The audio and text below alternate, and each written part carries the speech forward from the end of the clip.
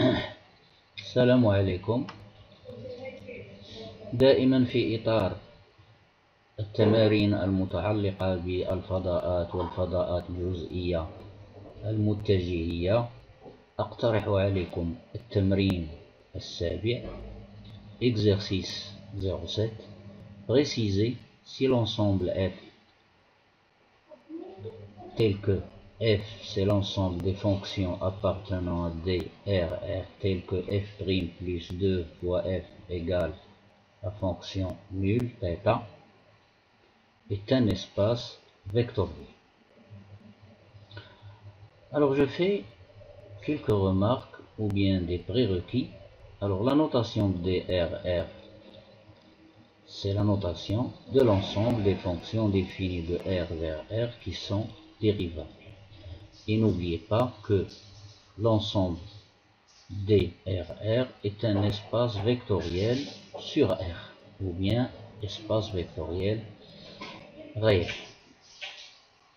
Autre chose, c'est que l'ensemble F, ici grand F, c'est l'ensemble des fonctions petit f appartenant à DRR qui sont solutions de cette équation différentielle. Ceci, c'est une équation différentielle du premier ordre à coefficient constant. Ici, le coefficient c'est 1, ici, le coefficient c'est 2. Alors, ceci dit, je vais montrer que l'ensemble F est-il un sous-espace vectoriel de l'espace vectoriel DRR, c'est-à-dire de l'espace vectoriel des fonctions dérivables sur R. Premièrement, je vais voir, ou bien il est clair que l'ensemble F, notre ensemble F, ceci, c'est une partie de l'ensemble DRR. Deuxièmement, est-ce que l'ensemble F est non vide? Bien sûr, il est non vide. Pourquoi? Tout simplement parce qu'il contient cette fonction.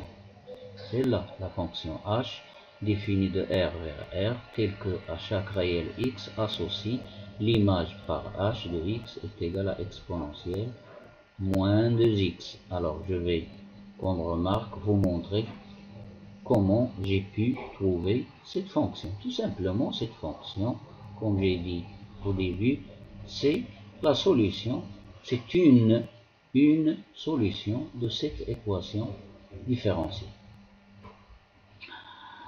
Alors, je vais montrer est-ce que la fonction h, c'est là, est-ce qu'il vérifie cette égalité, c'est-à-dire est-ce qu'il vérifie h' plus de h égale la fonction nulle, la fonction θ nulle. Alors, je vais calculer h' de x, c'est très simple, programme du baccalauréat, E exponentielle une fonction, c'est U' fois exponentielle U, la dérivée de moins 2x, c'est moins 2, donc h' de x égale à moins 2 fois exponentielle moins 2x. Maintenant, je vais écrire h' de x plus 2h de x et je calcule, est-ce que je trouve 0? Donc, je remplace h' de x par sa valeur, qui est là, plus 2 fois h de x. h de x, elle est là. Et ceci, regardez bien que ce sont deux nombres opposés, donc leur somme est égale à 0. Donc j'ai montré que pour tout x appartenant à R, h' de x plus 2h de x est égal à 0. Et ceci montre que la fonction h' plus 2 fois la fonction h égale la fonction θ. Ou, bien sûr, θ c'est la fonction nulle. La remarque que j'ai ici, je vais vous montrer comment j'ai trouvé la solution de cette équation différentielle. Ceci, c'est un programme de l'année terminale du bac. Alors, f' de x plus 2, f de x égale à 0, équivaut f' de x égale à moins 2, f de x. Alors, je transporte de f de x dans le deuxième membre. Cela équivaut à f' de x. Je divise les deux membres par f de x, en supposant qu'il est nul, Donc j'obtiens f' de x sur f de x égale à moins 2. Maintenant je vais j'intègre cette égalité, membre à membre. Donc l'intégrale de f' de x sur f de x dx, ou bien la primitive de f' de x sur f de x dx est égale à la primitive de moins 2 fois dx. Primitive de f' de x sur f de x égale logarithme népérien de f de valeur absolue de f de x, et une primitive de moins 2, c'est moins 2x plus une constante. On sait que c'est une constante réelle.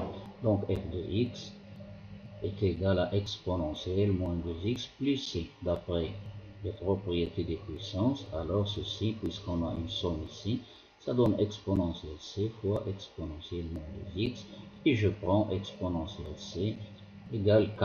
Je pose exponentielle c égale à k, donc j'obtiens f de x égale à k fois exponentielle moins 2x, avec k c'est une constante réelle quelconque. Alors, pour k égale à 1, j'ai choisi k égale à 1, donc h de x, je prends la fonction, je l'appelle h de x est égal à 1 fois exponentielle moins 2x, qui donne exponentielle moins 2x. Et ceci, c'est la démonstration ou bien la justification du fait que cette fonction là était une fonction qui appartient à l'ensemble f. Donc l'ensemble f contient au moins cette fonction, donc f est non-vide. Maintenant je passe au deuxième point. Je vais maintenant voir, c'est comment on dit,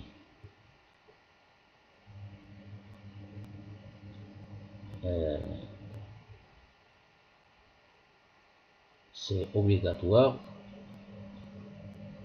de chercher est-ce que la fonction θ appartient à f.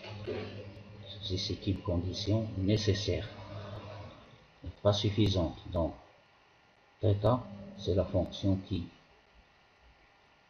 définie de R vers R, qui a chaque x réel associé θ de x égale à 0.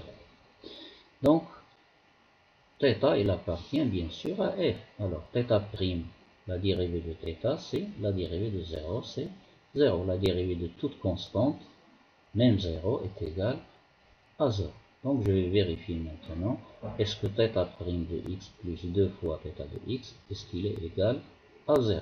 Donc θ' de x égale 0, je la remplace, plus 2 fois θ de x, 2 fois 0, celui-là, et bien sûr il est égal à 0. Donc regardez bien que la fonction nulle θ vérifie cette condition. C'est là. Donc elle appartient à l'ensemble f.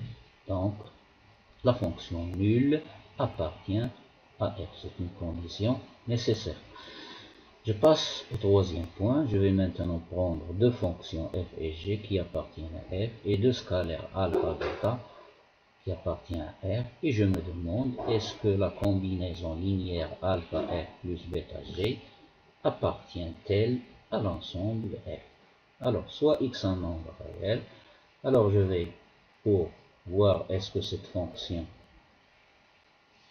appartient à f, alors je vais prendre sa dérivée, plus 2 fois elle-même,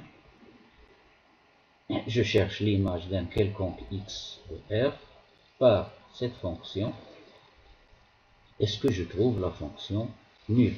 Alors ça donne alpha f plus bêta g prime de x plus 2 fois alpha f plus bêta g de x.